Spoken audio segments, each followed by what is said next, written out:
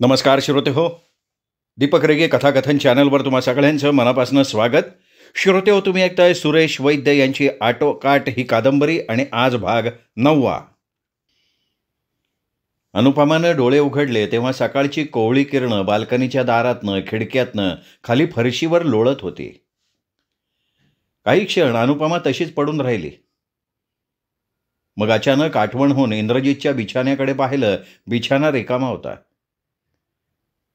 म्हणजे रात्री ते उठून बाहेर फिरायला जाताना होता तसाच. याचा अर्थ इंद्रजित पुन्हा झोपायला वर आला नव्हता. तर काही क्षण ती तशीच त्या रिकाम्या बिछाण्याकडे पाहत राहिली. नकळत रात्रीच्या एक एक घटना आठवत राहिल्या. आपण काल रागाच्या भरात इंद्रजितच्या थोबाडीत मारली होती. आपल्या हातून हे असं कृत्य घडलं तरी कसं? छे, आपण तसं काही करायला नको होतं. त्याच्या जागी दुसरा कोणी असता तर? निदान परिस्थितीचं गांभीर्य तरी ओळखून आपण मनावर संयम ठेवायला हवा होता. आपण सर्वस्वी त्याच्या ताब्यात आहोत. तो आपल्याशी कसाही वागू शकतो, आपल्यावर शारीरिक अत्याचार सुद्धा करू शकतो. निदान एवढं तरी आपल्या लक्षात यायला हवं होतं. छे, कालचं ते धाडस आपल्या चांगलंच अंगाशी आलं असतं. अनुपमा बेडवर उठून बसली. उठल्याबरोबर तिला बेडटी घ्यायची सवय होती, नाहीतर मग दिवसभर डोकं दुखायचं. पण खाली जाऊन इंद्रजितच्या नजरेला नजर द्यायची तिची हिंमत नव्हती. रात्री रागाच्या भरात ती त्याला काय काय म्हणाली होती, मी तुमचा तिरस्कार करते. मग आता त्याच्यासमोर जायचं कसं? दारावर हलकीशी टकटक झाली. त्याचबरोबर इंद्रजितचा आवाज आला, मी आत येऊ शकतो ना? अनुपमा एकदम तंद्रीतनं भानावर आली. पाहिलं, दारात इंद्रजित उभा होता. त्याच्या हातात चहाचा मग होता. अनुपमा काही बोलली नाही. बोलण्यासारखी अवस्थाच नव्हती तिची. इंद्रजित आत आला. त्याचा चेहरा गंभीर होता. चहा आणलाय असं म्हणत त्यांनी बाजूच्या टिपॉयवर चहाचा मग ठेवला. काही न बोलता पुन्हा बाहेर जाऊ लागला. थँक्स, नकळत अनुपमा उद्गारली. क्षणभर तो दारातच थबकला, पण त्यानं वळून तिच्याकडे पाहिलं नाही किंवा तिच्या थँक्सला काही उत्तरही दिलं नाही. तो बाहेर निघून गेला. तो गेल्यानंतर अनुपमानं मग उचलला.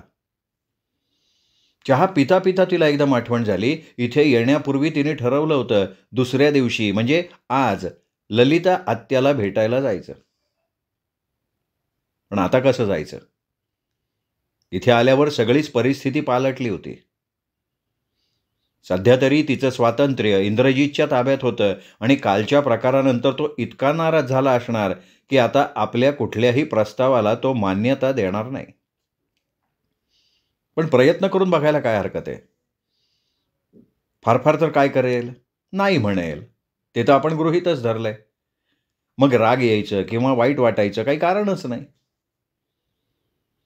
आपलं सगळं आवरून नाश्त्यासाठी अनुपमा खाली आली किचनमध्ये. नाश्ता करताना अनुपमानं विषय काढला.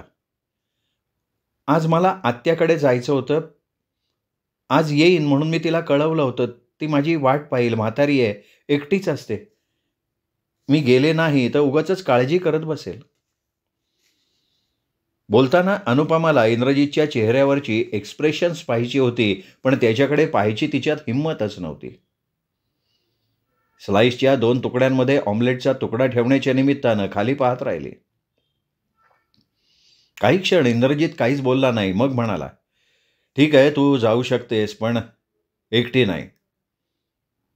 मी तुझ्याबरोबर असेन. क्षणभर अनुपमा चकितच झाली. तिला त्याच्याकडनं नकाराची अपेक्षा होती. हा इतका झटकन मान्य करेल असं तिला वाटलंच नव्हतं. तिच्या चेहऱ्यावर पसरलेलं आश्चर्य इंद्रजितच्याही लक्षात आलं. मी एवढ्या झटपट परवानगी देईन असं तुला वाटलं नव्हतं ना? हो. मी एवढ्या झटकन परवानगी का दिली माहिती आहे? कारण ह्या क्षणी तू खरं बोलतीयस याची मला खात्री पटली आहे म्हणून. तू तुझ्या डॅडींच्या बाबतीत जे काही सांगितलं होतंस ते खोटं होतं. यावेळी तू खरं बोलतीयस, बरोबर आहे ना? असं म्हणत तो किंचित हसला. अनुपमानं त्याच्या नजरेला नजर नाही दिली. खाली पाहत ती नाश्ता करत राहिली. पण एका गोष्टीची मात्र तुला कल्पना देऊन ठेवतो.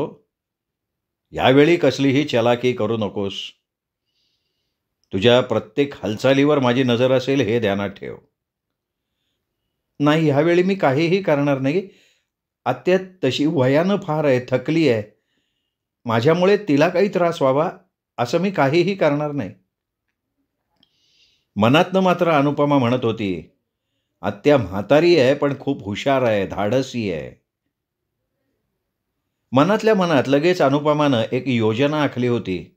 त्यासाठी आवश्यक ते सहकार्य ललिता आत्याकडनं नक्कीच मिळेल याची तिला खात्री होती. तुझी ही आत्या कुठे राहते?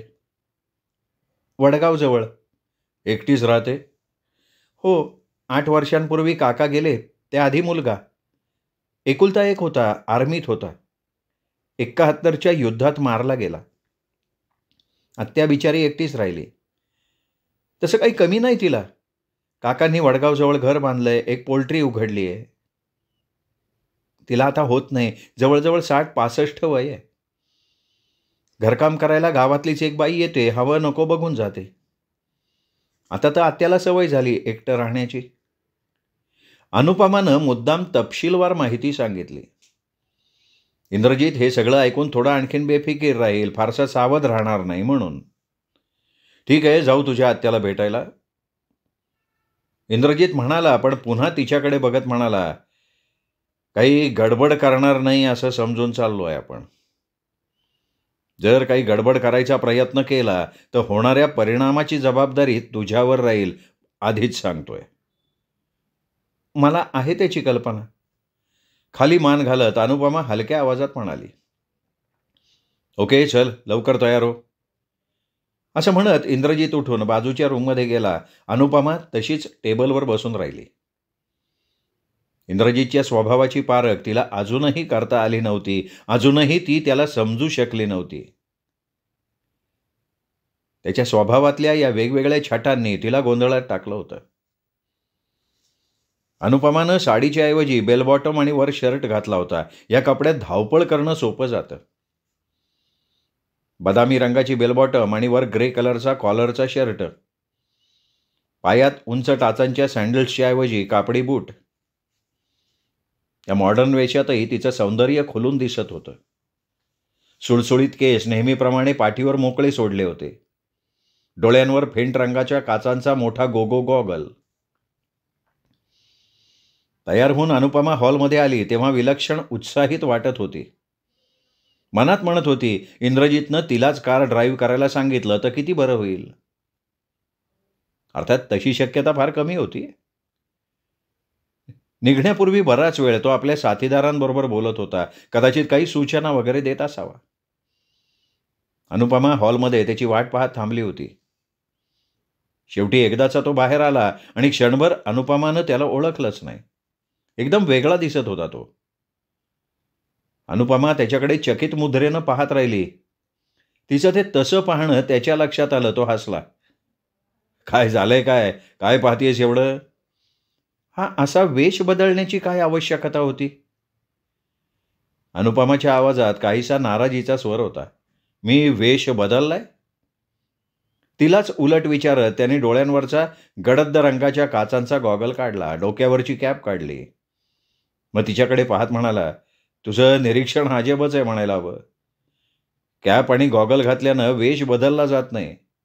मी ओठांवर मिशा चिकटवल्या असत्या, नाकात प्लॅस्टिकचे तुकडे घालून नाकाचा आकार बदलला असता, केसांचा टोप घातला असता तर कदाचित त्याला वेश बदलला असं म्हणता आलं असतं. पण नुसती टोपी आणि गॉगल? इंद्रजितच्या आवाजात काहीसा उपहास होता. अनुपमा काहीच बोलली नाही.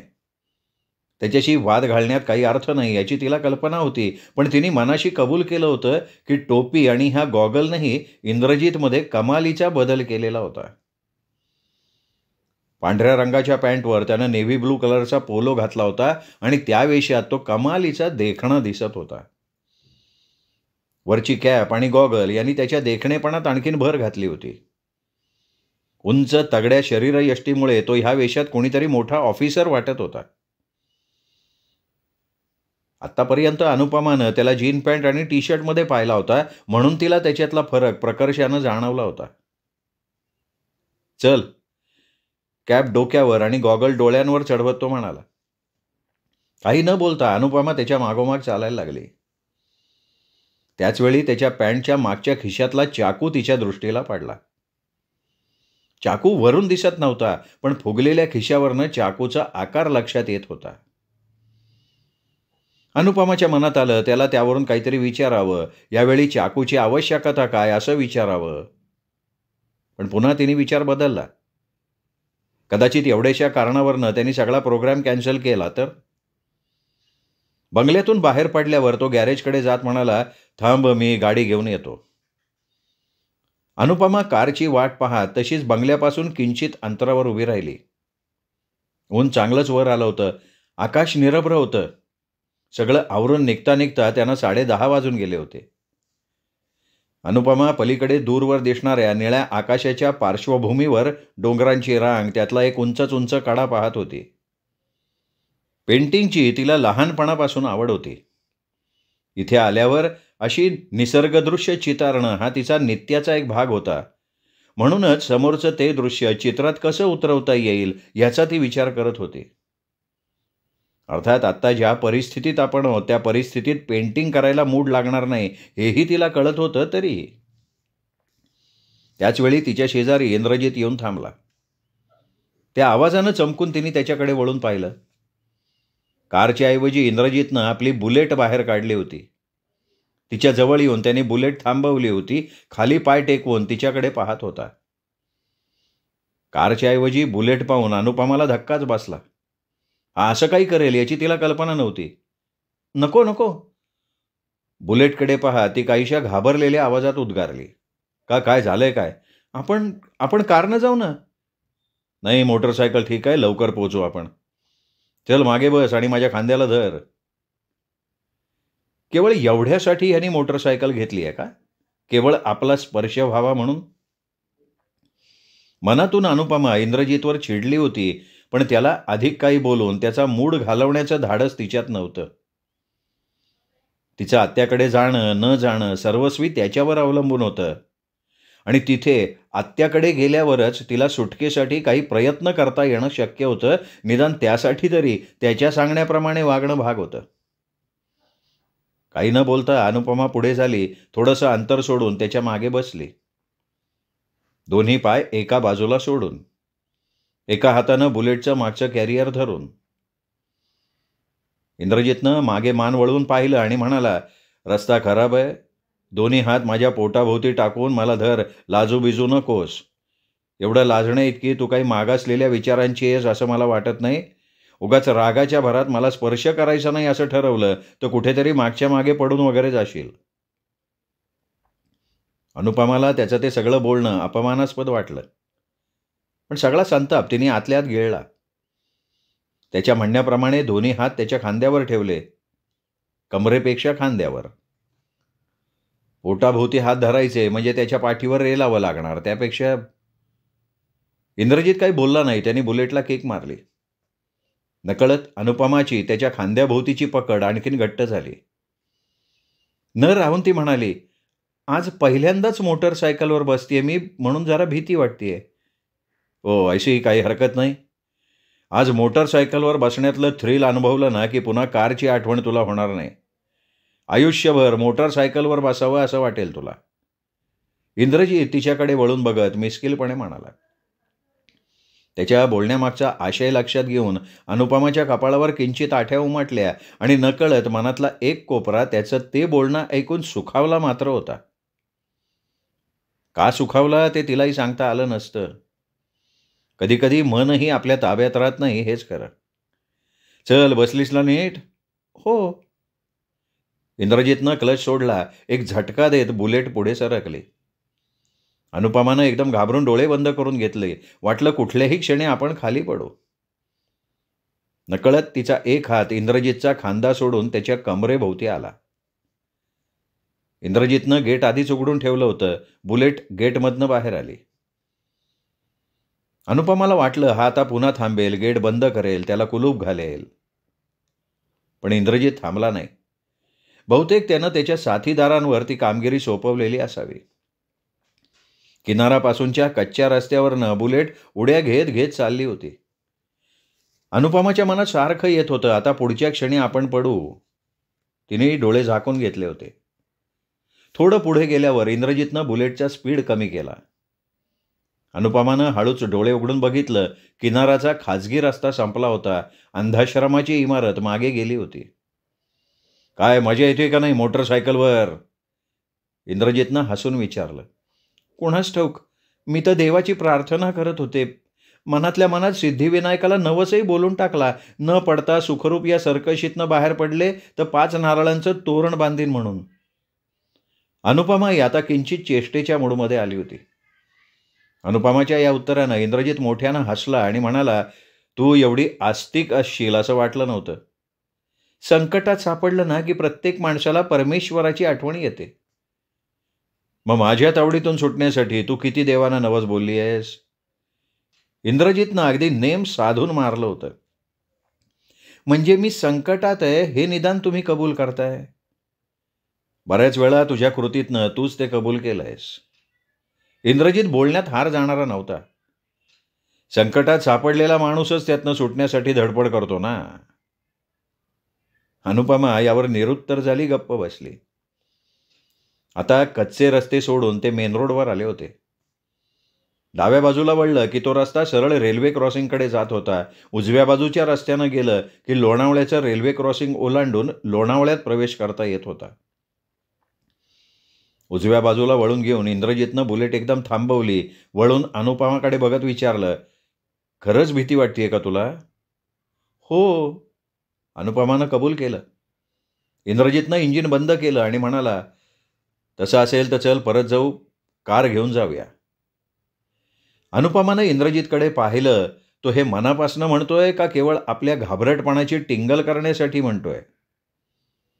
पण इंद्रजितचा चेहरा खरोखर गंभीर होता. तो मनापासनं बोलला होता. नाही नको, हळूहळू भीती कमी होईल. पहिल्यांदाच बसली आहे ना मी, म्हणून थोडी. मग ठीक आहे. तसं आता घाबरण्यासारखं काही नाही आहे. एकदा बॉम्बे पुणा रोडला लागलं की मग फारसा त्रास होणार नाही. मी जास्त वेगातही चालवणार नाही. चालेल ना? हो चालेल. इंद्रजितनं पुन्हा बुलेटला किक मारली. लोणावळ्याच्या दिशेला सोडली. अनुपमानं आता सगळा संकोच सोडून एक हात त्याच्या खांद्यावर आणि दुसरा हात त्याच्या कमरेभोवती टाकला होता. तिची भीतीही आता काहीशी कमी झाली होती. इंद्रजित म्हणाला त्याप्रमाणे खरोखर आता बुलेटला फारसे धक्के बसत नव्हते. स्पीडही त्यांनी 40-45च्या वर नेला नव्हता. थोड्या वेळातच अनुपमाला मोटरसायकलवरचा हा प्रवास मस्त वाटायला लागला होता. मोटरसायकलवर तशी कारसारखी सुरक्षितता नव्हती, पण तिचा आपला एक वेगळाच आनंद होता. ही खरोखर मर्दानी सवारी होती. बुलेट चालवणं येरागाबाळ्याचं काम नव्हतं. इंद्रजित सारख्या पुरुषाला ते वाहन शोभून दिसत होतं. आता कसं वाटतंय? इंद्रजितनं विचारलं. मस्त, त्याच्या कानाजवळ तोंड नेत अनुपमा म्हणाली. वाऱ्याच्या झोतामुळे जरा उंच आवाजात बोलावं लागत होतं. इंद्रजितला आपला चेहरा मागे घ्यावा लागत होता किंवा अनुपमाला त्याच्या चेहऱ्याजवळ आपला चेहरा न्यावा लागत होता. पुन्हा बॉम्बे रोडवरनं बुलेट धावत होती. अधूनमधून छोटी छोटी गावं मागे पडत होती. उन्हाचा तडाखा आता चांगला जाणवायला लागला होता. अनुपमाचा गोरा चेहरा लालबुंद झाला होता. डोकंही किंचित तापल्यासारखं वाटत होतं. घशाला कोरड पडली होती. मोटरसायकलीवरनं प्रवास करायची तिला सवय नव्हती, त्यामुळे पाठीला काहीशी रग लागली होती. शेवटी न राहून इंद्रजितच्या कानाशी तोंड नेत ती म्हणाली, मला तहान लागली आहे. या बॉम्बे पुणा रोडवर एकही चांगलं हॉटेल नाही आहे. पंजाबी ढाबे किंवा इराण्याची हॉटेल, पण त्यातल्या त्यात एखादं चांगलं हॉटेल बघून थांबू आपण. हॉटेल ब्लॉसमच्या दारात त्यांनी गाडी थांबवली. शेजारीच पेट्रोल पंप होता.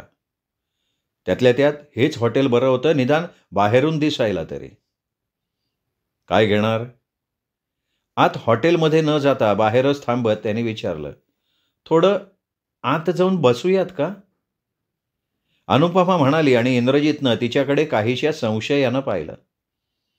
त्याच्या चेहऱ्यावरचे भाव तिने ओळखले आणि म्हणाली, नाही नाही, घाबरू नका, मी काही गडबड करणार नाही. गडबड करण्याइतकं त्राणसुद्धा नाही आहे माझ्या अंगात. अनुपमानं खरं ते सांगितलं. इंद्रजित हसला आणि म्हणाला, अच्छा, म्हणजे अंगात त्राण असतं तर गडबड केली असती, असंच ना? अनुपमा काही बोलली नाही. दोघेही हॉटेलमध्ये शिरले. एका टेबलासमोर बसले. हे बघ, पाणी पिऊ नकोस, त्यापेक्षा काहीतरी थंड घे. इंद्रजितनं तिला सूचना केली. त्याच्या बोलण्यामागचा अर्थ अनुपमाच्या लक्षात आला. अशा हॉटेल्समधलं पाणी शुद्ध नसतं, शिवाय ग्लाससुद्धा अस्वच्छ असतात. तेवढ्यात वेटर आला. 2 थम्सअप एकदम थंड. इंद्रजितनं परस्पर ऑर्डर दिली. वेटरनं जास्त वेळ जवळ थांबू नये म्हणून तर ह्यानं एवढी झटपट ऑर्डर दिली नाही ना. तेवढ्यातल्या तेवढ्यात अनुपमाच्या मनात येऊन गेलं. वेटर गेल्यावर इंद्रजितनं खिशातनं सिगरेटचं पाकिट काढलं, एक सिगरेट पेटवली, हलके हलके कश घेत राहिला. हॉटेलमध्ये शिरल्यावर अनुपमानं आपला गॉगल काढून समोर टेबलवर ठेवला होता. इंद्रजितनं मात्र कॅप किंवा गॉगल काहीच काढलं नव्हतं. आपल्याला कोणी ओळखण्याचं याला भय वाटतंय का काय? तीच शक्यता जास्त आहे. त्याचा विचार डोक्यातनं काढण्यासाठी अनुपमानं आपली पर्स उघडली. त्यातून एक छोटासा आरसा काढून एका हातात धरला. दुसऱ्या हातातल्या छोट्या रुमालानं अलगद कपाळावरचा, नाकावरचा, डोळ्यांच्या भोवतीचा घाम टिपला आणि आरसा पुन्हा पर्समध्ये ठेवून दिला. त्यावेळी तिला कशाची तरी आठवण झाली. आपली पर्स ती पुन्हा पुन्हा पाहायला लागली. पर्समधला तिचा फोटो गायब झाला होता. माझा फोटो नाही आहे माझा याच्यात. तिने इंद्रजितकडे पाहत म्हटलं. इंद्रजितनं खांदे उडवले आणि म्हणाला, तुझा फोटो? मला काय माहिती? आणि तू समोर असताना तुझा फोटो घेऊन काय करू मी? हा गॉगल जरा काढला तर काही बिघडणार आहे का? अनुपमा काहीशा तीक्ष्ण स्वरात म्हणाली. त्याच्या डोळ्यांवरच्या त्या गडद रंगाच्या गॉगलमुळे अनुपमाला त्याच्या डोळ्यातले भाव वाचता येत नव्हते, म्हणूनच अनुपमा काहीशी चिडली होती. इंद्रजितनं गॉगल काढून अनुपमाच्या गॉगलच्या शेजारी ठेवला आणि म्हणाला, घे, झालं समाधान? आणि फोटोसाठी एवढं चिडायला काय झालं? असेल की घरी कुठेतरी. तेवढ्यात वेटर थम्सअपच्या बाटल्या घेऊन आला. दोघांसमोर ठेवून निघून गेला. मला माहिती आहे फोटो तुम्हीच काढून घेतलाय.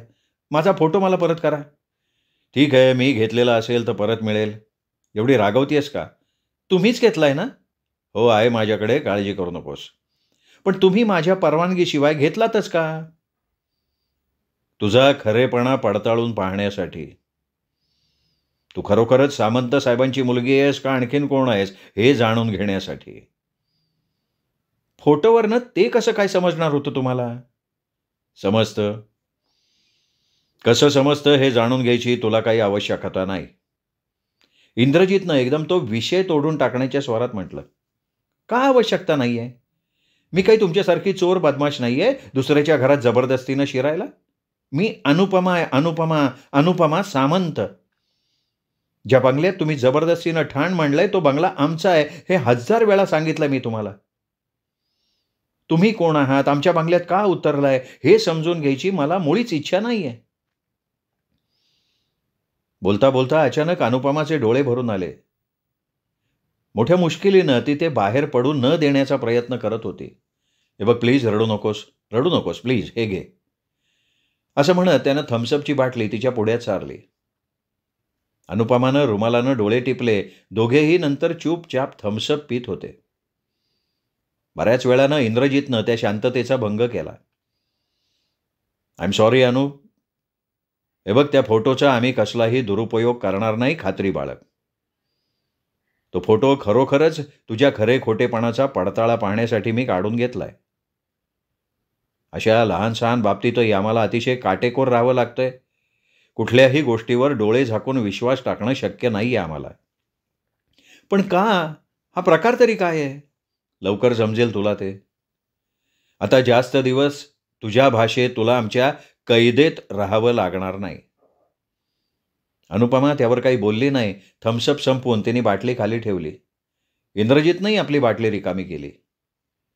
वेटरला फोन करून बिल दिलं. दोघांनीही पुन्हा आपापले गॉगल्स डोळ्यांवर चढवले, बाहेर पडले. वडगावात तुझी आत्या कुठे राहते? गावात? नाही, गावाच्या बाहेर तिचं दुमजली घर आहे, मागच्या बाजूला पोल्ट्री. हां. गावात जरी ती राहत असती ना, तरी मी काही गडबड केली नसती. अनुपमानं टोमणा मारला. हां, तशी तू फार चांगली मुलगी आहेस, असं म्हणत इंद्रजित हसला. तिने त्याच्यावर तसे आत्तापर्यंत बरेच व्यंगबाण सोडले होते. बऱ्याचदा त्याला चिडवण्याचा प्रयत्न केला होता, पण इंद्रजितनं अगदी सहजपणे ते उलटवले होते. इंद्रजितनं बुलेट चालू केली. अनुपमा मागे बसताच सरळ वडगावच्या दिशेनं सोडली.